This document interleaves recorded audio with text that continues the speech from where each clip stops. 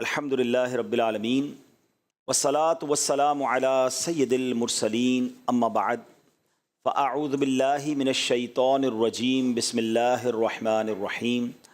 پڑھیے الصلاة والسلام علیک یا رسول اللہ وعلی آلک واصحابک یا حبیب اللہ.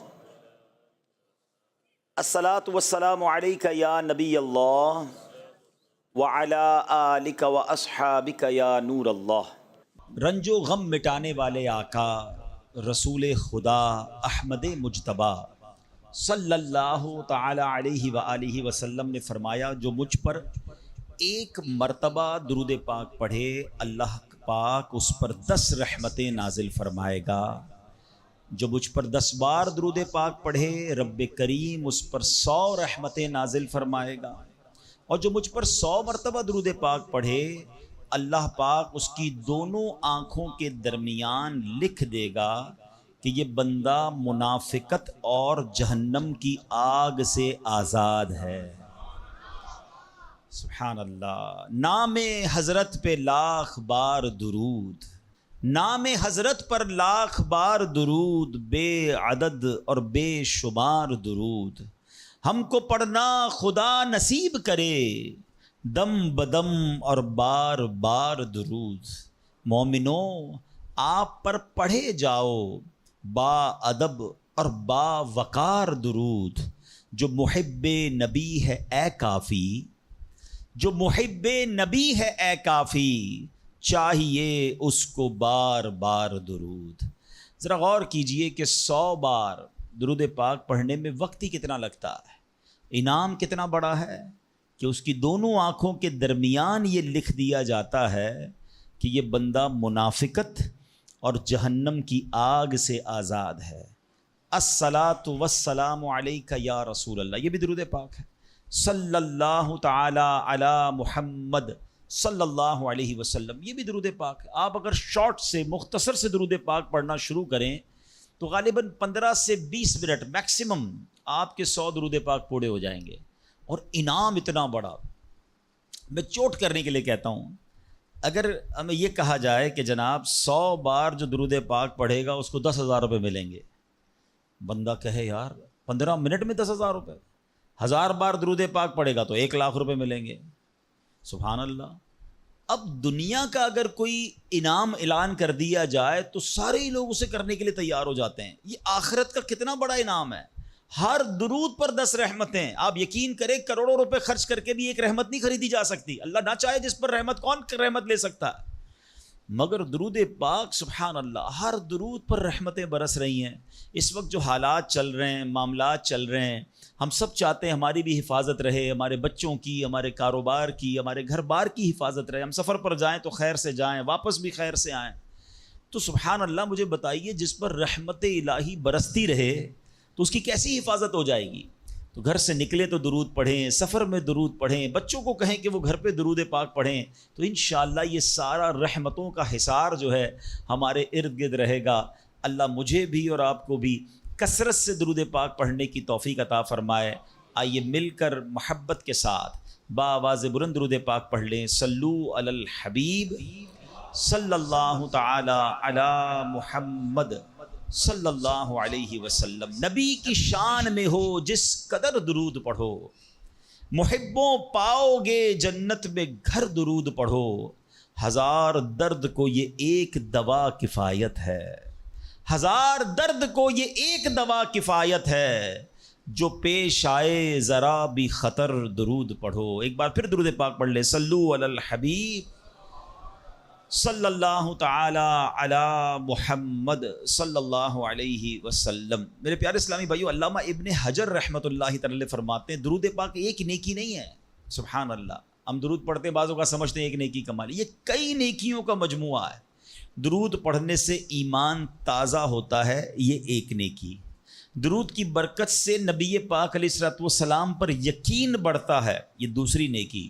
درود پاک پڑھنے میں تعظیم مصطفیٰ ہے، رسپیکٹ آف رسول اللہ صلی اللہ تعالی علیہ وسلم ہے، یہ تیسری نیکی. درود پاک پڑھنے سے آخرت پر ایمان پکا ہوتا ہے، یہ چوتھی نیکی. درود پاک میں نبی پاک علیہ الصلوۃ والسلام کے احسانات کا ذکر ہے، یہ پانچویں نیکی، اور درود پاک میں نیکوں کے سردار مکی مدنی تاجدار صلی اللہ تعالیٰ علیہ وسلم کا ذکر ہے، اور نیکوں کے ذکر پر رحمت اترتی ہے، یہ چھٹی نیکی ہے۔ آئے ہائے، نیکیوں کا انبار لگ جاتا ہے اگر بندہ درود پاک پڑھنے والا بن جائے۔ اللہ مجھے اور آپ کو کثرت سے درود پاک پڑھنے کی توفیق عطا فرمائے۔ ایک بار پھر درود پاک، صلو علی الحبیب صلی اللہ تعالی علی محمد صلی اللہ علیہ وسلم۔ ایک واقعہ بڑا مشہور واقعہ ہے اور قرآنی واقعہ ہے، کئی بار ہم نے سنا ہوگا۔ ایک عظیم خاندان کی یاد، بہت زور سے، بڑی زور و شور سے دنیا بھر میں اس کا ذکر شروع ہو جاتا ہے، اور وہ عظیم خاندان ہے حضرت ابراہیم علیہ نبینا علیہ الصلوۃ والسلام کا خاندان۔ حضرت ابراہیم کی یاد ہے، حضرت اسماعیل کی یاد ہے، بی بی ہاجرہ کی یاد ہے۔ مسلمان حج کو جا رہے ہیں، اس پہ بھی حضرت ابراہیم اور ان کے خاندان کی یادیں ہیں، اور جب قربانی کرتے ہیں تب بھی حضرت ابراہیم اور حضرت اسماعیل کی یادیں ہیں۔ کیا خاندان ہے! مگر ان واقعات سے جو آج بیان میں سے کچھ باتیں میں عرض کروں گا، اور اس کا مقصد کیا ہے انشاءاللہ وہ آگے بتاتا ہوں۔ ایک بادشاہ تھا نمرود۔ یاد رہے کہ دنیا میں 4 ہی ایسے بادشاہ گزرے ہیں جن کو پوری دنیا پر حکومت کرنے کا موقع ملا ہے، ٹھیک ہے؟ اس میں 2 ایمان والے تھے، 2 غیر مسلم تھے۔ جو ایمان والے تھے وہ حضرت سلیمان علیہ نبینا علیہ الصلوۃ والسلام، اور دوسرے حضرت ذوالقرنین رحمۃ اللہ تعالیٰ علیہ۔ اور 2 جو غیر مسلم تھے، بے ایمان تھے، اس میں ایک تھا نمرود اور دوسرا فرعون۔ اچھا، اب نمرود جو تھا وہ بڑا ہی بدبخت تھا۔ ایک تو خدائی کا دعوے دار بھی ہو جاتا تھا، اور نمرود نے حضرت ابراہیم علیہ نبینا علیہ الصلوۃ والسلام کو بھی اپنی طرف بلانے کی کوشش کی کہ وہ بھی اس کی بات مانے۔ حضرت ابراہیم علیہ الصلوۃ والسلام اس کی بات نہیں مانتے تھے، وہ اللہ وحدہ لا شریک کی بات کرتے تھے۔ نمرود خدائی کا دعویٰ کرتا تھا۔ بڑے طویل واقعات ہیں کہ کس طرح نمرود کے دربار میں رہ کر حضرت ابراہیم نے حق کی دعوت دی۔ نمرود نے کہا کہ میں خدا ہوں، تو آپ نے فرمایا خدا تو وہ ہے جو زندہ کرتا ہے۔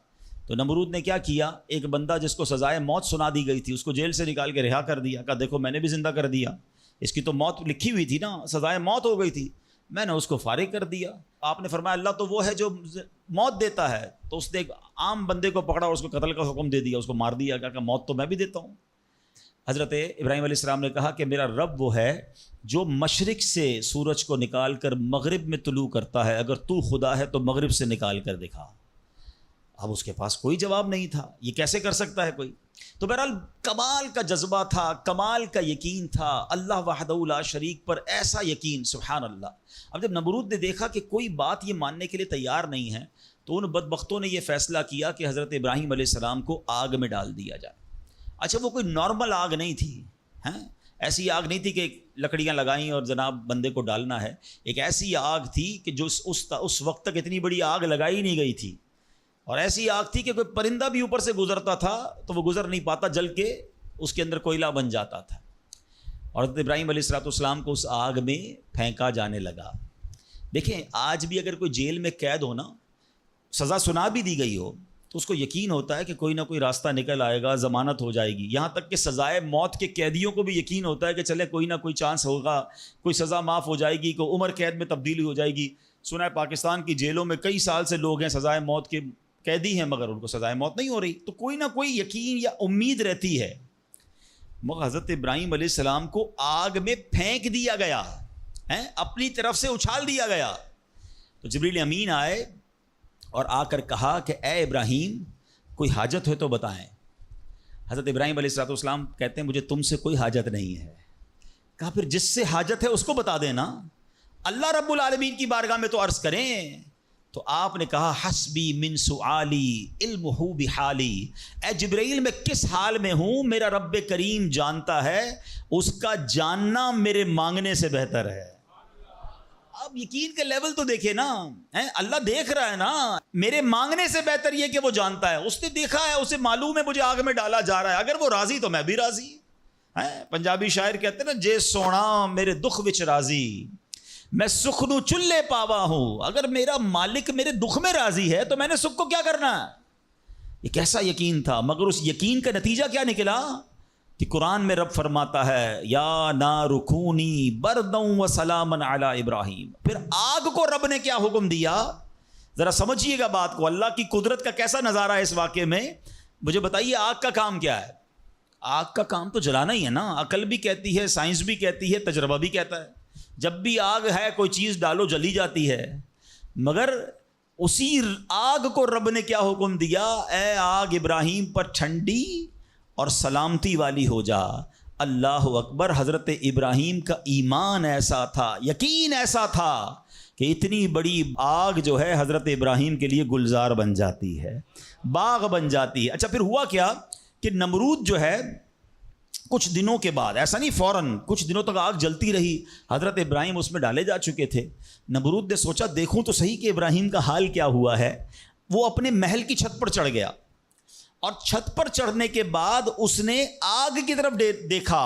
وہ حیران ہو گیا کہ حضرت ابراہیم اس اتنی بڑی آگ میں ایسے بیٹھے ہوئے ہیں جیسے بندہ باغ میں بیٹھا ہوتا ہے. بالکل اس آگ نے کوئی بال بھی بیکا نہیں کیا. حضرت ابراہیم چند منٹوں یا چند گھنٹوں میں نہیں رہے. تفاسیر میں لکھا کہ حضرت ابراہیم علیہ الصلوۃ والسلام اس آگ میں ایک روایت کے مطابق 7 دن اور ایک روایت کے مطابق 40 دن اس آگ میں رہے. مگر جب آپ باہر آتے ہیں تو آگ نے کوئی اثر آپ پر نہیں ڈالا.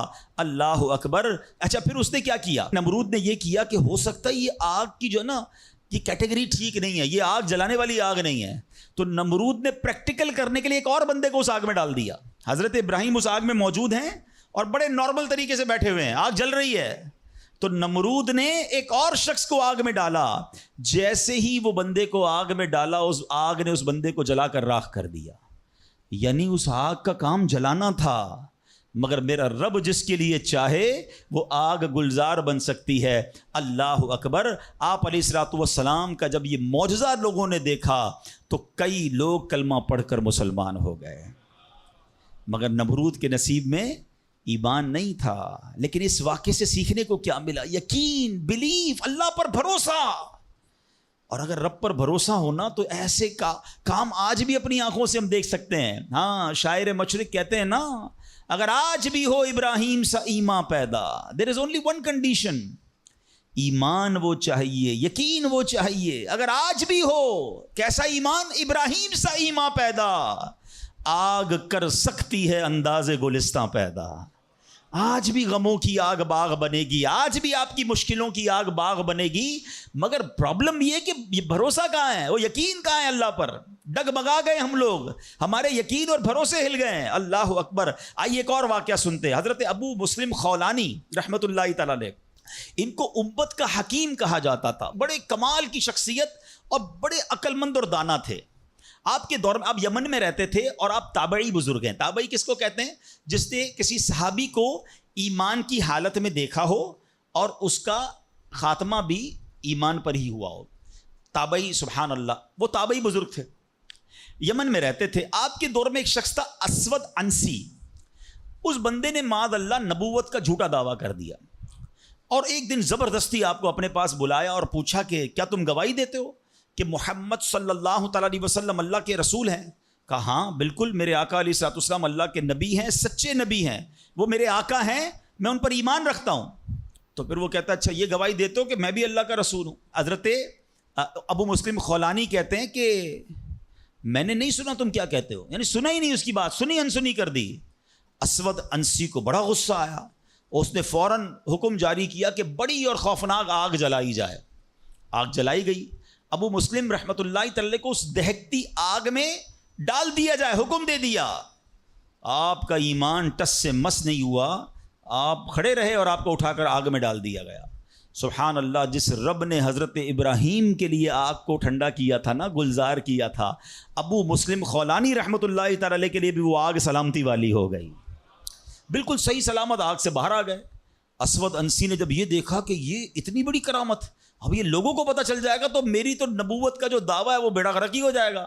تو ان کو آزاد بھی کر دیا اور کہا کہ فوراً یہاں سے آپ چلے جائیں. تو آپ کو یمن سے نکال دیا.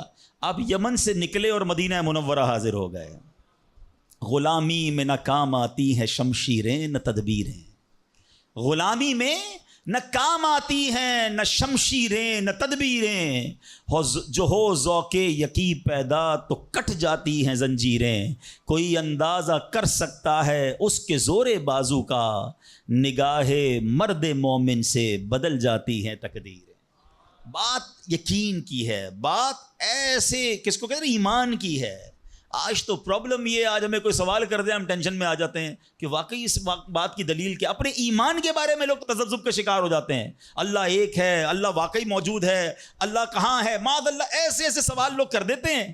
اور چونکہ مطالعہ ہوتا نہیں ہے، علماء کی صحبت ہے نہیں، آپ سمجھیے بات کو، اس وقت جو ماحول ہے اپنے بچوں کے ایمان کی حفاظت کی فکر کرنے کا دور ہے۔ ہمیں پتہ ہونا چاہیے ہمارا ایمان کیا ہے، اللہ کے بارے میں، رسول کے بارے میں، فرشتوں کے بارے میں، قیامت کے بارے میں، جنت دوزخ، ہم کیا ایمان رکھتے ہیں اور اس کی ڈیٹیل کیا ہے۔ مسلمانوں کو اسلام کے بارے میں پتہ ہی کچھ نہیں ہے۔ اور اچھا، جنہوں نے ایمان پر حملہ کرنا ہے ان کو سب پتہ ہے، ان کو پتہ ہے ان کو کیسے بہکانا ہے، ان کو پتہ ہے ان کے دل میں شک کی پن کیسے چبونی ہے۔ تو خدا را یہ بات سمجھیے کہ اس وقت باقاعدہ ایسے لوگ، ایسے ادارے کام کر رہے ہیں کہ کسی طرح مسلمانوں کا ایمان چھین لیا جائے، ان کو اپنے رب سے ہی جناب یقین ختم کر دیا جائے، اسلام سے ہی ان کو ہلا دیا جائے، مگر فکر ہی کسی کو نہیں ہے۔ امام عشق و محبت اعلیٰ حضرت نے 100 سال پہلے یہ بات کہی تھی، بتاؤ وہ 100 سال پہلے کے معاملات تھے، اب اور کتنے خطرناک ہو گئے۔ آپ نے لکھا تھا، سونا جنگل رات اندھیری، چھائی بدلی کالی ہے، سونے والو جاگتے رہیو چوروں کی رکھوالی ہے۔ انہوں نے سمجھایا تھا کہ چور رکھوالے بن گئے ہیں، آپ کو اسلام کے لبادے میں اسلام کی بات کرنے آئیں گے اور ایمان لوٹ کے چلے جائیں گے، پتہ بھی نہیں چلے گا۔ کہتے ہیں آنکھ سے کاجل صاف چرا لیں یا وہ چور بلا کے ہیں۔ کیا محاورہ استعمال کیا ہے، آنکھ میں جب کاجل لگا ہوا ہو تو کون نکال سکتا ہے؟ آنکھ سے کاجل صاف چرا لیں یا وہ چور بلا کے ہیں، تیری گٹھڑی تاکی ہے اور تو نے نیند نکالی ہے۔ یہ دور غفلت کی نیند سونے کا نہیں ہے۔ ہمارے بچوں کو کتنا پتا ہے اسلام کے بارے میں، خود ہمیں کتنا معلوم ہے، لیکن یقین بزرگوں کا کیسا تھا کہ جناب ان کو آگ میں ڈال دیا جاتا تھا، وہ آگ باغ بن جاتی تھی۔ یقیناً آج کے دور میں یہ ٹیسٹ نہیں کریں گے ہم۔ اب یہ بھی نہ ہو کہ جناب کوئی کہے چلو جناب اسلام یقین جو ہے میرا، اسلام حق پر ہے کہ نہیں، آگ میں جاتا ہوں، آگ نہیں جلائے گی مجھے۔ پہلا ایسے یقین بھی تو لائے نا۔ یہ امتحان اور ٹیسٹ کرنا ہمارا کام نہیں، یہ اللہ والوں کا انداز ہوتا تھا۔ بڑی خوبصورت بات سمجھیے گا کہ ہمیں کس طرح اللہ پر بھروسہ رکھنا ہے۔ ایک شخص نے حضرت عیسیٰ سے کہا، آپ اللہ پر کامل بھروسہ کرتے ہیں؟ کہا بالکل کرتا ہوں۔ کہا پھر